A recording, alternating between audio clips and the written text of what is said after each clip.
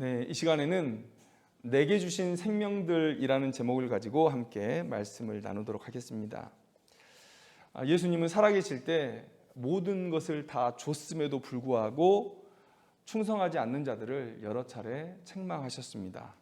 대표적인 예가 한 달란트를 받았는데 땅에 묻어 숨겨둔 종에 대한 이야기를 우리가 알고 있는 것이죠.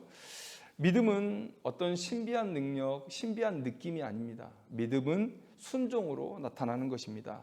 얼마나 주님의 명령을 무겁게 여기고 그 명령을 가장 우선시하는 삶을 살아가느냐, 이것이 곧 우리의 믿음인 것이죠. 그리고 예수님께서는 승천하시면서 우리에게 가장 무거운 명령, 우리의 삶에서 가장 우선시해야 할 명령을 우리에게 주고 가셨습니다. 바로 사도행전 1장 8절 말씀에 오직 성령이 너희에게 임하시면 너희가 권능을 받고 예루살렘과 온 유대와 사마리아와 땅끝까지 이르러 내 증인이 되리라, 이렇게 우리에게 명령을 주셨다는 것이죠. 누가복음 11장 3절 말씀에 너희가 악할지라도 좋은 것을 자식에게 줄 줄 알거든 하물며 너희 하늘아버지께서 구하는 자에게 성령을 주시지 않겠느냐. 성령 하나님, 우리가 받을 수 있는 최고의 선물을 얘기하신 것입니다. 너희들 달라 하면 다 주겠다는 거예요. 성령 하나님도 주시겠다는 거예요. 여러분, 그 성령이 우리에게 오셨습니다. 그러면 우리는 마땅히 주님의 마지막 당부, 명령, 그 명령을 가장 무겁게 듣고 예수님을 증거하는 삶을 살아야 되는데, 과연 우리가 이 시대를 살아가면서 얼마나 그 사명에 우리의 삶을 내어드리고 있는지 한번 우리가 돌아봤으면 좋겠습니다. 코로나의 시간을 지나면서 사실 우리의 행동에 많은 제약이 있는 시대를 우리가 살고 있죠. 그래서 이 시간 우리가 우리의 마음을 준비하고 이제 위드 코로나가 됐든지 아니면 코로나가 해결이 됐든지 어떻게든지 우리에게 다시금 복음의 문, 전도의 문이 열릴 텐데, 그때를 준비하는 그런 마음을 갖자는 설교를 계속해서 여러분들과 함께 나누고 있습니다. 오늘 본문의 말씀을 통해서 다시 한번 예수 그리스도의 증인의 삶을 결단하는 오늘 귀한 시간이 되었으면 좋겠습니다. 본문으로 한번 들어가겠습니다. 바울은 3차 전도여행을 마치고 예루살렘으로 돌아왔을 때 체포됐습니다. 기독교, 예수 그리스도를 전하는 저 기독교 괴수 바울을 죽이고 싶은 유대인들의 모함에 빠진 것이고, 그래서 체포된 것이죠.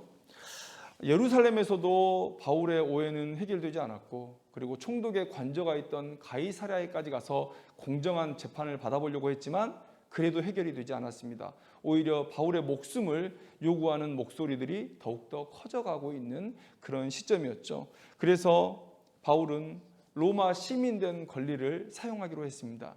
그래서 황제에게 상소하고 황제 앞으로 이제 나아가게 되었죠. 그래서 오늘 본문을 보면 사도 바울이 로마로 가고 있는데 이 배를 타고 이동해가는 과정을 기록하고 있습니다.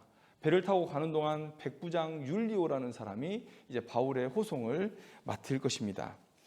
그런데 로마로 출발했는데 바울이 탄 배가 미항이라는 곳에 이르렀을 때 문제가 발생했습니다. 9절 말씀을 보니까 여러 날이 걸려 금식하는 절기가 이미 지났으므로 항해하기가 위태한지라, 이렇게 얘기하고 있습니다.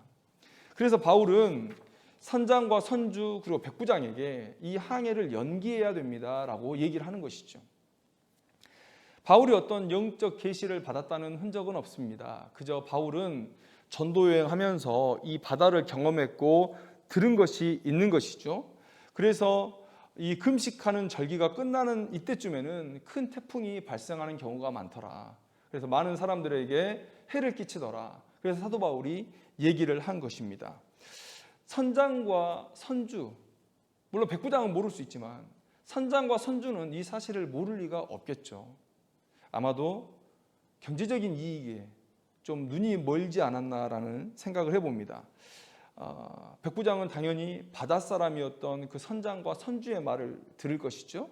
그래서 무리하게 항해를 강행하게 된 것입니다. 그런데 바울의 말대로 일이 벌어졌죠. 우리 14절 말씀을 보니까 얼마 안 돼요. 섬 가운데로부터 유라굴로라는 광풍이 크게 일어났다라고 말씀하고 있습니다. 유라굴로라는 광풍이 발생했고요. 그 광풍은 잦아들지 않았습니다. 그래서 18절에 보면 이튿날에 사공들이 짐을 바다에 풀어버렸다. 여러분, 그들은 무역하는 사람들이죠. 계속해서 이동하면서 여기에 있는 물건을 여기에 부리고 또 거기에 있는 물건을 싣고 또 저기 가서 부리고 또 다른 물건 싣고 이렇게 무역하는 사람들입니다. 그런데 그렇게 실었던 그 짐들을 다 버렸다는 거예요. 경제적인 이익 때문에 무리한 항해를 출발했는데 그걸 다 포기해야 되는 상황에 처하게 되었죠. 그런데 이 광풍의 기세가 그래도 사그라들지 않았습니다. 19절에 보니까 사흘째 되는 날에 배의 기구를 그들의 손으로 내어버리니라. 무게가 조금이라도 가벼워야 이 풍랑 가운데 배가 가라앉지 않습니다. 가벼운 모습으로 이렇게 파도를 타야 되니까 이제는 모든 무게를 줄여야 하는 상황 가운데 처하게 된 거죠. 그래서 식량만 남겨놓고 배에 있는 모든 기구를 자기들 손으로 밖으로 내버렸다라고 말하고 있습니다. 그런데도 이 광풍이 잦아들지 않았습니다. 그래서 20절에 보니까 어떻습니까? 여러 날 동안 해도 별도 보이지 아니하고 큰 풍랑이 그대로 있었다. 그래서 그들은 이제 구원의 여망마저 내려놓아 버렸다라고 성경은 기록하고 있습니다. 그렇게 고난의 시간이 계속되던 어느 날 바울이 그 배에 탔던 사람들에게 희망의 소식을 전합니다. 22절 말씀을 보니까 내가 너희를 권하노니 이제는 안심하라. 너희 중 아무도 생명에는 아무런 손상이 없겠고 오직 배뿐이리라. 풍랑이 잔잔할 기미가 보이지 않는 그 시점에, 모든 사람의 구원의 여망이 사그러들고 있는 그 시점에 사도 바울은 이렇게 말했던 것이죠. 어떻게 이렇게 말할 수 있었습니까? 바로 하나님의 사자가 사도 바울에게 와서 하나님의 뜻을 전해준 것이죠. 그리고 사도 바울이 말한 대로 열 나흘째 되는 날 밤에 그들은 한 섬에 이를 수 있었습니다. 사도 바울의 말이 성취되었다는 것을 그들이 경험할 수 있었다는 것이죠. 그런데 여러분, 우리가 잘 보면 22절의 말씀은 사도 바울이 하나님의 사자로부터 들은 얘기를 배에 탄 사람들에게 그대로 전한 말이 아니라 자기의 의도를 가지고 전한 말이라는 것을 알 수 있습니다.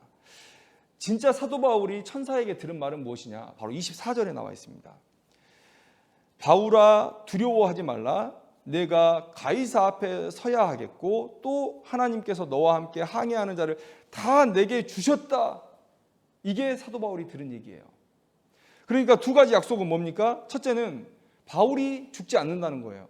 그리고 두 번째는 그 배에 탄 모든 사람을 바울 너에게 주겠다는 것입니다. 어디에도 여기에 함께 탄 275명이 너와 함께 살 것이다 라는 말을 주신 적이 없어요. 그냥 하나님은 이 모든 사람을 너에게 주었다라고만 말씀하고 있어요. 근데 바울이 그 말씀을 듣고 22절처럼 전한 것입니다. 배만 상하지 너희들은 한 사람도 죽지 않을 것이다. 하나님은 275명의 생명을 사도 바울에게 주셨습니다. 사도 바울의 결정에 따라 모두가 죽을 수도 있었고요. 그 다음에 일부는 살고 일부는 죽을 수도 있었고, 아니면 모두가 살 수도 있었을 것입니다. 엄청난 고난을 하나님께서 사도 바울의 손에 주신 거예요. 그런데 여러분, 이 말씀을 드리니까 좀 무섭죠. 아니, 사도 바울이 다 죽이자고 결단하면 어떻게 되나. 그런데 하나님은 사도 바울이 그 결정을 하지 않을 것을 이미 알고 계셨습니다. 모두를 살릴 거라는 결정을 할 거라는 걸 하나님은 알고 계셨다는 거예요. 왜냐하면 사도 바울은, 제가 여러분들에게 여러 번 말씀드리잖아요. 사도 바울의 삶을 보면 예수님이 보입니다. 진짜 예수님이 한 것과 똑같이 살아요. 사건 사도 바울의 행동을 보면요, 꼭 예수님의 삶과 정확하게 연결되어 있는 것을 우리가 볼 수가 있습니다. 오늘 본문도 사도 바울의 그런 믿음, 예수를 따라 살려는 그 헌신된 마음, 여러분 그것을 기반으로 해서 이해를 해야 돼요. 자, 여러분 요한복음 17장 6절에서 12절 말씀에 예수님께서 아버지께 한 기도를 한번 들어보십시오. 8절 말씀에 예수님은 자신을 믿는 사람들에 대해서 이렇게 표현하고 있습니다. 나는 아버지께서 내게 주신 말씀들을 그들에게 주었사오며 그들은 이것을 받고 내가 아버지께로부터 나온 줄을 참으로 아오며 아버지께서 나를 보내신 줄도 믿었사옵나이다. 자, 이런 사람을 예수님께서 뭐라고 부르시냐면 6절 말씀에 아버지께서 세상 중에서 내게 주신 사람들이다 라고 표현하고 있습니다. 예수님께서 내게 주신 사람들. 그런데 이 내게 주신 사람들을 위해서 예수님께서 어떻게 하고 계시냐, 내가 그들과 함께 있을 때에 내게 주신 아버지의 이름으로 그들을 보전하고 지키었나이다. 그 중에 하나도 멸망하지 않고 다만 멸망의 자식뿐이오니 이는 성경을 응하게 함이니이다. 그러니까 예수님은 하나님께서 자기에게 준 사람을 지키고 보전했습니다. 오늘 하나님은 배에 탄 모든 사람들을 사도 바울에게 주었다라고 말씀하고 계세요. 사도 바울의 결정은 뻔한 것입니다. 예수님을 따라서 예수님이 아버지께 받은 자들을 잘 지키고 보전하고 한 사람도 멸망 가운데로 나아가지 않게 한 것처럼 오늘 사도 바울도 이 배에서 함께 타고 있는 275명의 생명을 모두 다 살릴 것이라 이렇게 결단할 것을 하나님은 바울의 믿음을 보고 아셨다는 것이죠. 왜 성경이 바울을 이렇게 강조할까? 어떤 사람들은 그래서 기독교는 바울이 창시한 거 아니냐라고 얘기를 해요. 왜 이런 오해를 받을 정도로 하나님은 성경에서 바울을 드러내시는가? 왜요? 바울은 예수님 따라쟁이이기 때문에. 예수님은 하나님을 보여주기 위해서 이 땅에 오셨습니다. 바울은 그 하나님의 아들이신 예수 그리스도를 보여주기 위해서 자신을 내어 던진 사람이라는 거예요. 바울이 강조되고 바울이 연구되어서 바울의 삶이 사람들 앞에 드러나면 드러날수록 그를 통해 드러나는 모습은 오직 예수 그리스도뿐이다. 여러분, 나를 본받으라는 말을 어떻게 할 수가 있습니까? 교만하게도 사도 바울은 성경에 나를 본받으라는 말을 기록하고 있거든요. 근데 한번 생각해 보십시오. 나를 본받으라 할 때 내가 잘났고 내가 높아지면 교만한 겁니다. 그런데 예수만을 따르고 내 삶에서 예수만을 드러내기를 원했던 내 삶을 본받으라. 바울이 드러나면 드러날수록 예수님만이 높아지는 그런 삶이라면 여러분, 이런 삶을 우리는 교만하다고 얘기하지 않죠. 오히려 예수님을 비추는 바닥에 놓여있는 작은 조명처럼 그렇게 예수님만을 비추고 있는 거예요. 내가 예수님을 비추고 있는 것처럼 너희들도 이 바닥에서 나와 함께 예수를 비추자. 예수를 증거하자. 이런 바울의 삶인데 누가 바울에게 돌을 던지고 교만하다고 할 수가 있겠습니까? 오늘 본문에서 바울은 예수님 따라장이에요. 예수님처럼 결단하고 행동했던 것이죠. 하나님께서 내게 맡기신 이 275명, 하나님의 뜻은 이들을 모두 한 사람도 잃지 않고 살리는 것이구나. 그래서 바울은 천사에게 받은 말씀이 내가 너에게 이 275명을 주었다라는 말씀이었지만 듣는 순간 하나님의 의도를 깨닫고 예수님의 행동을 따라서 말하고 있는 거예요. 이제는 안심하라. 너희 중에 아무도 생명에는 아무런 손상이 없을 것이다. 사도 바울이 살릴 거라는 거예요. 하나님은 사도 바울에게 말씀해 주셨습니다. 너는 로마에 가서 복음을 전해야 되기 때문에 너는 무조건 살 것이다. 그러면 이 275명도 바울과 함께 있으면 사는 거예요. 그래서 바울은 이 이후의 모습 속에서 이 275명을 절대 흩어지지 않고 자기와 함께하게 하려고 노력하는 모습들을 보여주고 있다는 것입니다. 여러분, 바울이 탄 이 배에는요, 서로 다른 목적을 가진 세 부류의 사람들이 함께 타 있습니다. 첫째는 군인이겠고요. 죄수를 호송하는 군인. 둘째는 돈이 목적인 선원, 또 상인들이 있을 것입니다. 또 셋째는 바울을 포함한 죄수들이 있을 것입니다. 이들은 각기 머리로 각자의 위치에 맞는 생각들을 하고 있는 거예요. 그런데 오직 바울만 이 모두를 살리겠다는 생각을 가지고 행동하고 있음을 오늘 우리가 볼 수가 있습니다. 자, 먼저 사공들의 모습을 한번 보죠. 사공들이 먼저 자신들의 본색을 드러내기 시작합니다. 바울의 예언대로 열 나흘째 되는 날 밤에 어느 육지에 가까워지는 것을 느꼈습니다. 사공이 제일 먼저 알았을 거예요. 오늘 본문을 보니까 28절에 물을 재어보니 이게 누가 재는 겁니까? 사공이 재는 것이죠. 20길이 돼요. 좀 지나고 나니까 15길이 돼요. 점점 육지에 가까이 가고 있는 것이죠. 그런데 그때 사공이 나쁜 마음, 이기적인 마음을 품습니다. 30절 보니까 사공들이 도망하고자 하여 이 물에서 닻을 내리는 채 하고 거룻배를 바다에 내려놓고는 이렇게 얘기하고 있는 거예요.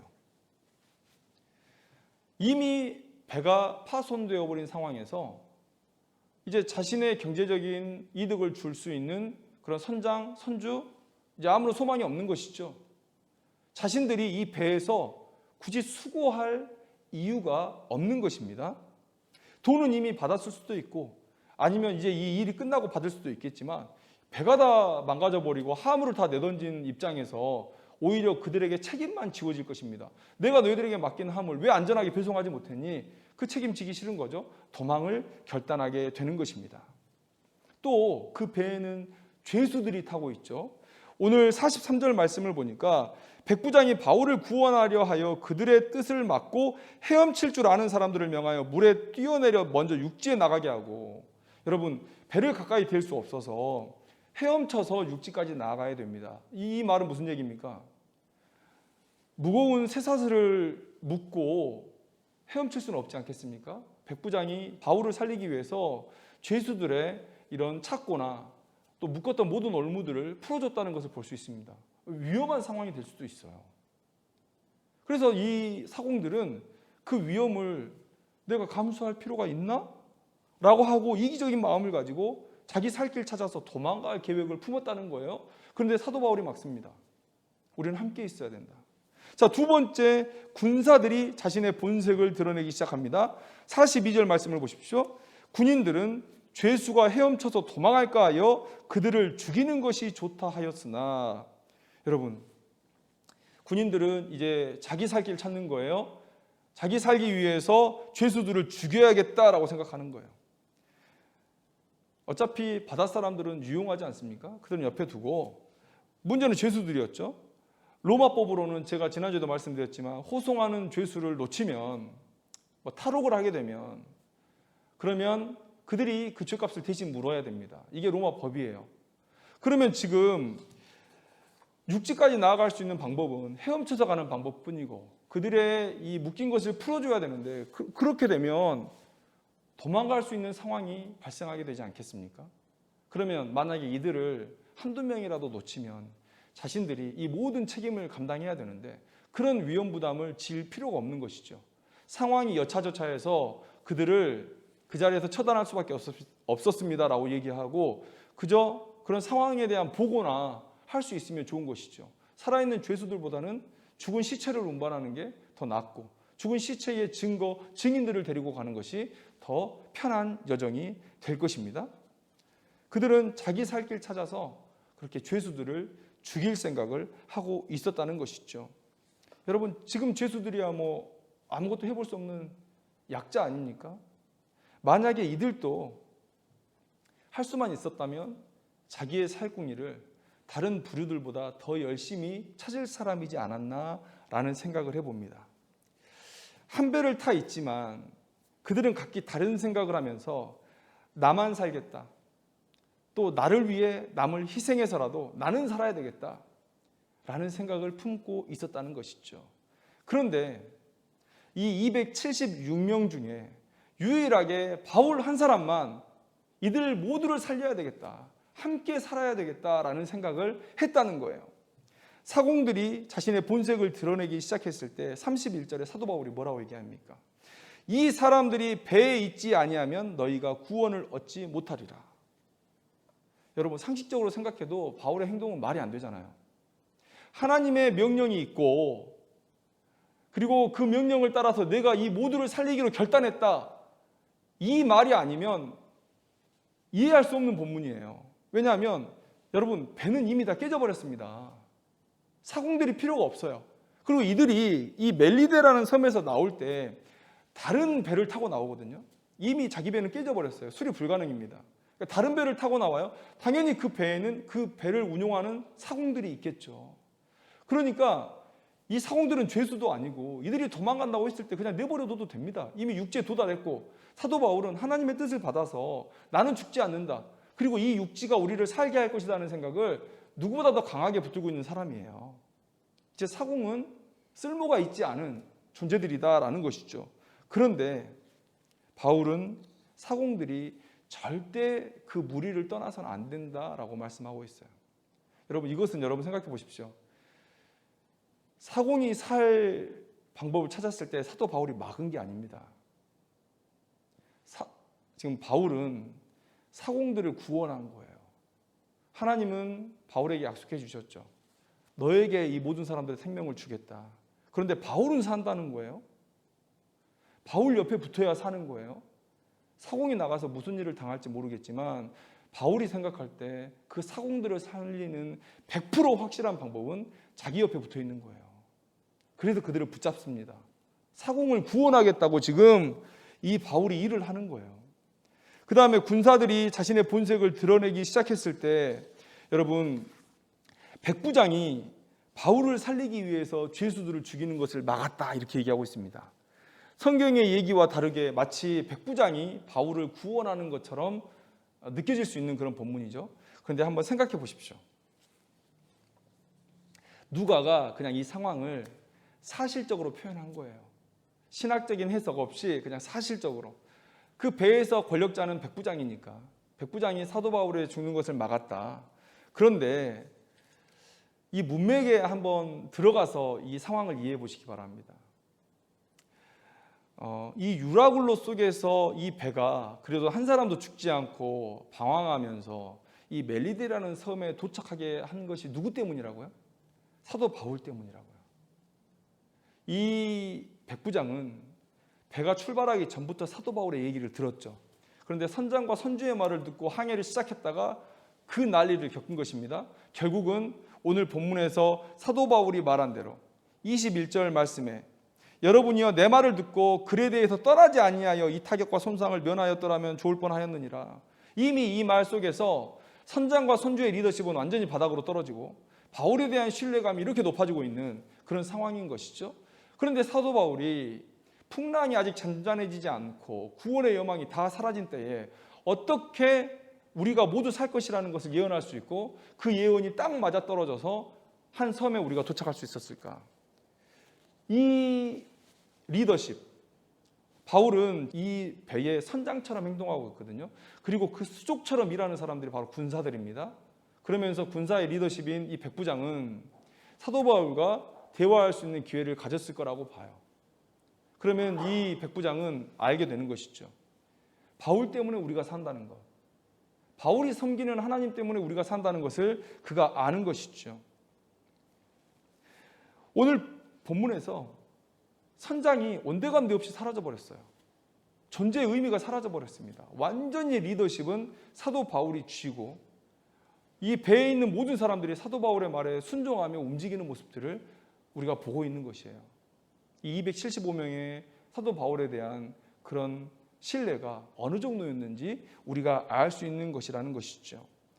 그렇기 때문에 이 백부장은 사도 바울을 죽이지 않은 것입니다. 왜요? 자기가 살기 위해서. 사도 바울이 살아야 우리가 사는 것이에요.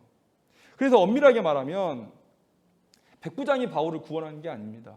이 문맥상에서 하나님의 일하심과 바울에게 맡기신 사명과 그리고 지금까지의 이 폭풍 속에서 지내온 과정들을 볼 때 백부장이 바울을 구원한 게 아니라 바울이 지금 백부장을 구원하고 있고 나머지 사람들을 구원하고 있다라고 보는 것이 맞다는 것이죠.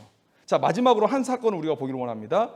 34절에 음식 먹기를 권하노니, 자, 아까 말씀드렸습니다. 모든 짐을 다 내던졌어요. 그리고 배의 기구들도 다 버렸어요. 그런데 항해가 얼마나 남아있는지 모르니까, 언제 우리가 육지에 도달할지 모르니까 곡식은 차마 버리지 못하고 먹을 것은 갖고 있었습니다. 그런데 이제 음식 먹기를 권하는 거예요. 배불리 먹으라는 거예요. 나머지 이제 음식물들은 버릴 것입니다. 최대한 육지 가운데 가까이 가서 헤엄쳐 들어가기 위해서 여기에 있는 걸 다 버릴 거예요. 그런데 사도 바울이 그들에게 음식 먹기를 권하면서 한 말이 있습니다. 34절 말씀에 이것이 너희의 구원을 위하는 것이요 너희 중 머리카락 하나도 잃을 자가 없으리라. 사도 바울이 받은 사명이 바로 이것이라는 것을 오늘 사도 바울은 이 말씀을 통해서 이렇게 얘기해 주고 있다는 것이죠. 사도 바울은 예수님께서 하나님께서 자기에게 주신 자들을 끝까지 사랑하고 지키신 것처럼 오늘 하나님께서 내게 주신 이 배에 탄 자들을 사랑하고 지키겠다고 결단하고 그대로 행동해 가고 있는 모습들을 오늘 볼 수가 있다는 것이에요. 하나님은 아들 예수에게 택한 자들을 주셨습니다. 그래서 예수님은 맡긴 자들을 하나도 멸망하지 않도록 보존하고 지키셨습니다. 예수님은 아버지께서 택하고 자신이 맡아서 지키고 보존했던 그 사람들을 이제 우리에게 맡기셨다라고 말씀하고 있어요. 그래서 바울은 예수님의 지상명령을 맡은 자로서 수고했고 오늘 우리도 바울 옆에서 그 명령을 똑같이 들은 사람으로서 오늘 이 땅에 하나님의 택한 자들을 위해서 수고하고 그들을 끝까지 지키고 보존해야 할 그런 사명을 가지고 우리가 이 시대를 살아가고 있다는 것이죠. 오늘 하나님께서 로마로 가는 배를 탄 바울에게 이런 경험을 하게 하신 것은 무엇이냐? 저는 그렇게 생각합니다. 다시 한번 사도 바울의 사명을 일깨우는 그런 사건이다. 여러분, 하나님은 오늘 사도 바울에게 이 사건을 경험하게 하신 것처럼 여러분, 이 사건뿐이겠습니까? 사도 바울이 삶을 살아가는 동안 흔들렸을 때도 분명히 있었을 것입니다. 완벽한 사람이 아닌데요. 그때마다 아니 예수님도 겟세마네에서 하나님 앞에 기도했잖아요. 사도 바울도 힘들 때, 지칠 때, 어려울 때 하나님 앞에 그렇게 부르짖었을 것입니다. 그때마다 하나님께서는 이러한 사건들을 통해서 음성을 들려주시는 그런 경험들을 통해서 사도 바울의 사명을 다시 한번 일깨우는 일들을 계속해서 해내셨다는 거예요. 그래서 사도 바울의 삶의 완성은 사도 바울의 의지가 아니라 하나님께서 이끄셔서 걸어간 길이었다. 하나님의 은혜였다라고 말할 수가 있는 것입니다. 여러분, 오늘 배 위에 바울 한 사람 빼놓고는요, 모두 다 각자 진영대로 나뉘어 가지고 각자 살 길을 찾아가는 그런 이기적인 모습들을 우리에게 보여주고 있습니다. 혼자만 살겠다고 도망가는 개인주의적인 인간형도 있었을 것이고, 그 다음에 남을 죽여서라도 내가 살아야겠다라고 하는 이기적인 인간형도 보였을 것입니다. 이 세상에서 흔히 보는 모습들이고 세상이 너무 악해지다 보니까 이제는 너무나 당연하게 그럴 수 있지라고 받아들여줄 수 있는 그런 인간형들이에요. 그런데 여러분, 이런 영적 이기주의, 영적 개인주의가 우리에게도 있지 않은가 한번 돌아봤으면 좋겠어요. 나 하나만 구원받으면 되지 뭐. 나 하나만 구원받으면 되지. 오늘 이 276명 가운데 모두를 살리겠다고 결단하고 희생하고 수고하는 사람 바울 한 사람뿐이었다. 여러분, 이 세상에 누가 남을 위해 자신을 희생할 마음을 가진 사람이 있겠습니까? 이런 이기적이고 개인주의가 만연한 이 세상 속에서, 심지어 영적인 개인주의, 영적 이기주의가 만연한 이런 세상 속에서 누가 다른 사람들의 영혼의 구원을 위해서 희생할 마음을 품고 그렇게 자신을 희생하냐는 거예요. 우리의 삶을 한번 돌아보자는 것이죠.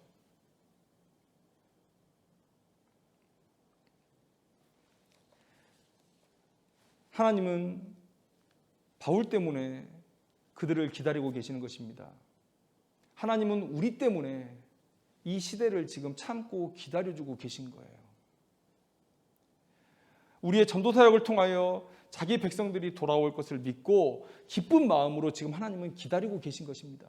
기대하는 마음으로 기다리고 계신 거예요. 그런데 그 하나님의 마음을 우리가 얼마나 품고 함께 동역하기를 소망하는가. 오늘 사도 바울처럼 자신을 희생해서 모두를 살려야 되겠다는 마음을 품고 있느냐라는 거예요. 베드로후서 3장 9절 말씀에 주의 약속은 어떤 이들이 더디다고 생각하는 것 같이 더딘 것이 아니라 오직 주께서는 너희를 대하여 오래 참으사 아무도 멸망하지 아니하고 다 회개하기에 이르기를 원하시느니라. 하나님께서 우리가 복음 전하겠지라고 기대하시면서 기다리고 있는 거예요.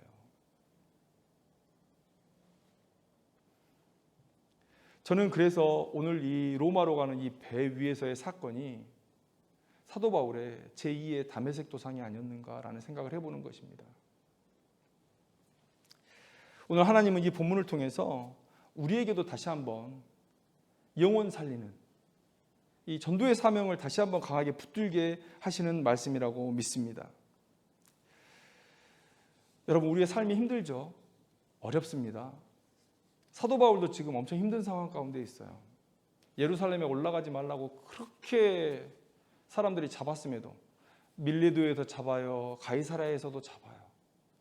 그런데도 올라왔던 길이었습니다. 아니나 다를까 그곳에서부터 벌써 모함을 받고 체포돼서 이제 로마로 압송되는 과정. 로마에서 무슨 일이 일어날지 자신은 알지 못해요.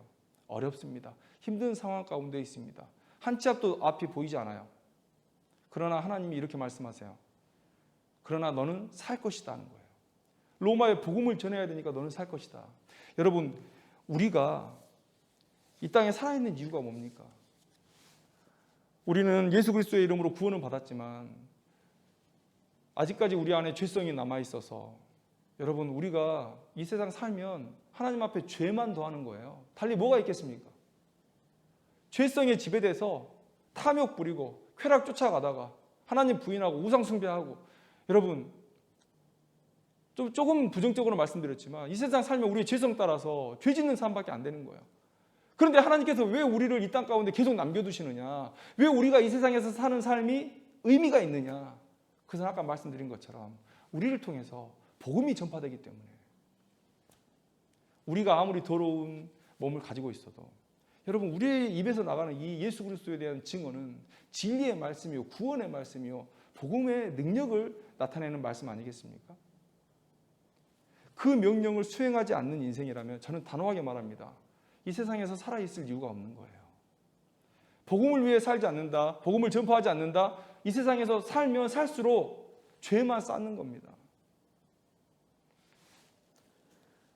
사도행전 24장 말씀에 변호사 더둘로가 가이사랴까지, 총독의 관저가 있는 가이사랴까지 내려와서 사도 바울을 고발하면서 한 말이 있어요. 이 사람은 전염병 같은 자라, 이렇게 말씀하고 있어요. 이 단어를 왜 썼을까? 초대교회 때 우리가 지금 코로나 시대를 지내고 있잖아요. 감염률이, 전파율이 엄청난 이 바이러스를 우리가 보고 있잖아요. 저는 그거에 필적한다고 생각해요. 정말 많은 사람들이 복음에 감염되어 가고 있는 거예요. 복음의 전파가 정말 전염병이 전파되듯이 급속도로 확산되어 가고 있는 거예요. 유대인들이 불안한 거예요. 그래서 이런 단어까지 사용하게 된 것입니다. 저는 이런 말씀 드려도 될지 모르겠습니다. 우리의 복음이 이렇게 전염병처럼 확산되어 가야 되지 않을까. 코로나에 잠식당하고 있는 이 땅의 교회, 우리에게는 정말 부끄러운 얘기죠. 여러분, 두 모습이 대조되고 있어요. 복음이 전염병처럼 확산되었던 초대교회와 전염병으로 인해 복음이 질식당한 지금의 교회. 여러분, 더둘로의 그 말 속에서 저는 이 대조를 느껴요. 다시금 한국교회의 부흥을 위해서 사명을 붙드는 인생이 되기를 원합니다.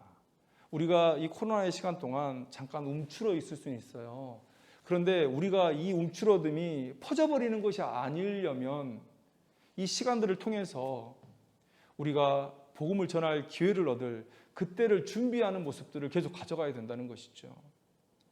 집에서 예배드리기 어렵습니다. 온라인 예배드리기 어렵죠. 마음 안 잡힙니다.